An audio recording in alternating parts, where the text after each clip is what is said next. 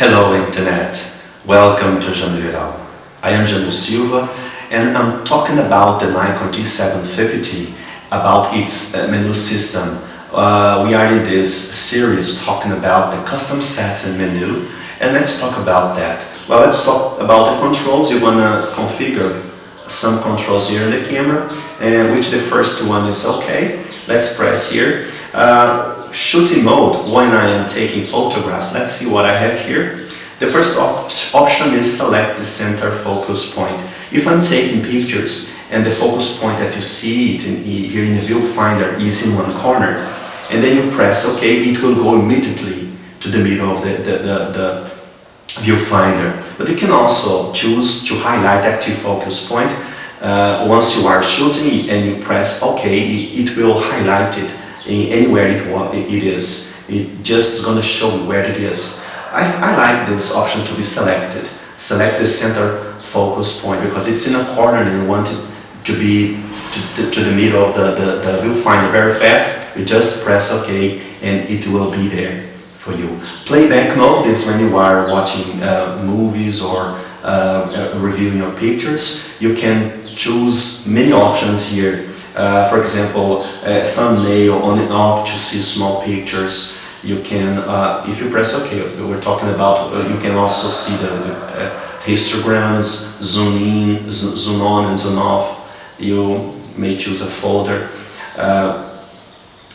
Live view, which is this option. Let's see what we can do with it. You can select the focus point, which is my favorite. If you are in live view and you press OK, it will select the focus point for you, but you can also choose another option which is zoom on and off, and here you will choose the amount of zoom you want, 50%, 100% or 200%. Or you can choose none. If you don't want anything to happen when you are in live view, for OK, just press none.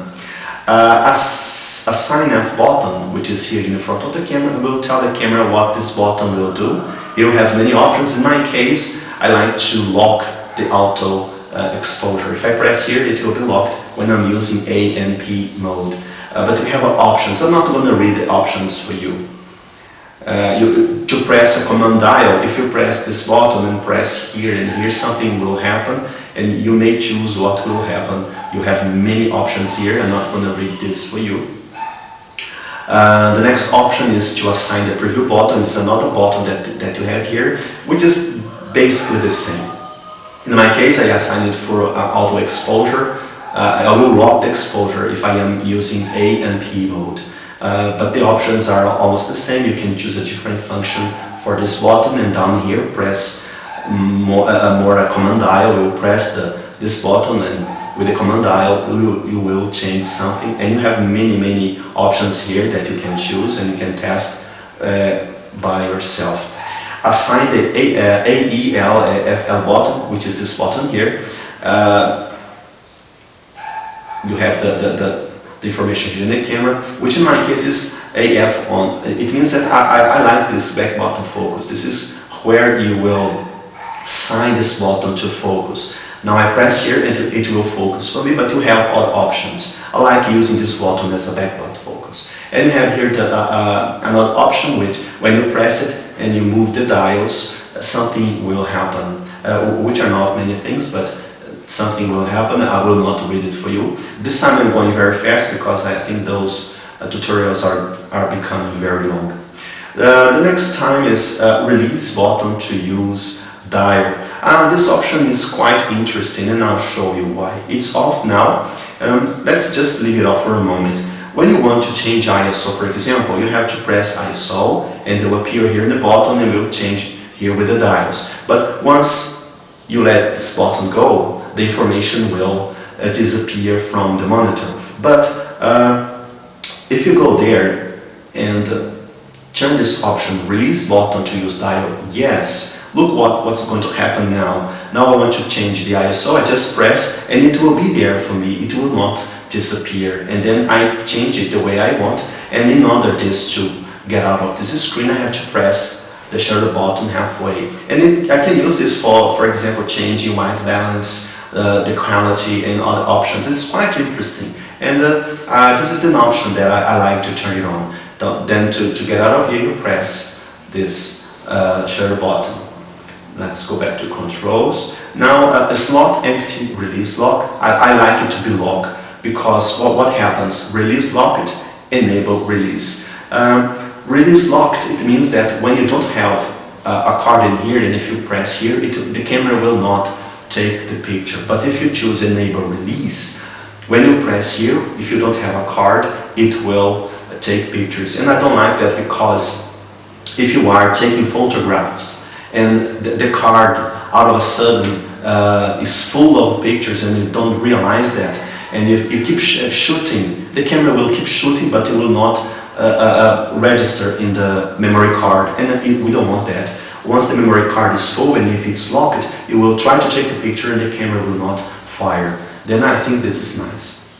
Now reverse indicators. If you want to reverse them, you can. The indicators are here. You see when a picture is underexposed, it goes to the minus sign, and when it's overexposed, it goes to the plus sign. And then you can invert. I like the option starting from the minus to the plus sign because I think that's the way the math is and it's more normal. But you may choose to reverse them. Assign the movie recording button, which is the button up here. You can add another function for this button, which in my case I like none because I don't like to. I like this only to record movies. I know that if I press there, if I am in recording mode, I will record. I will start recording.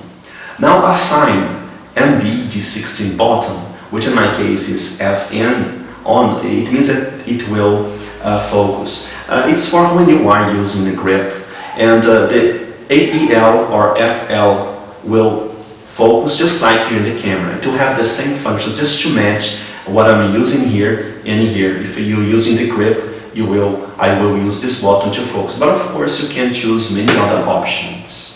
Now let's go to assign a remote AF button. In the remote control for the Nikon, which is not this one, this is not from the Nikon. If you have the remote control, if you press there, something will happen.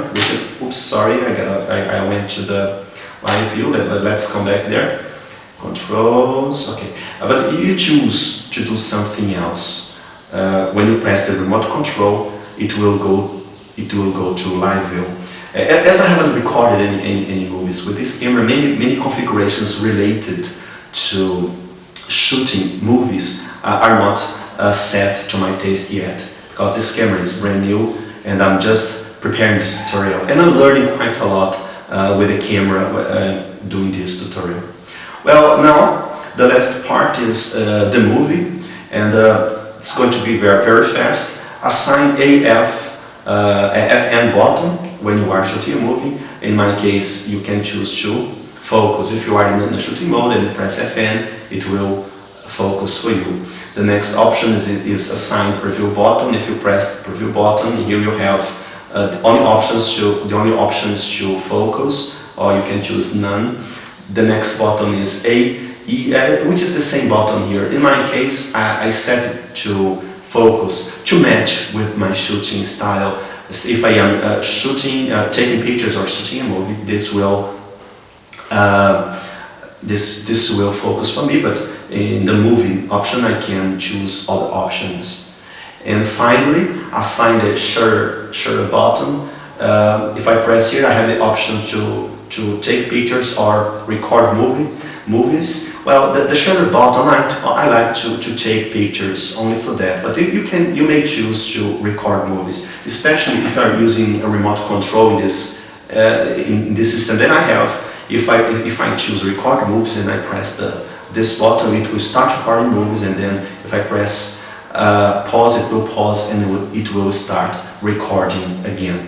And that was the end of this custom setting menu. And we're going to talk now about the setup menu, and I hope to see you for this next episode.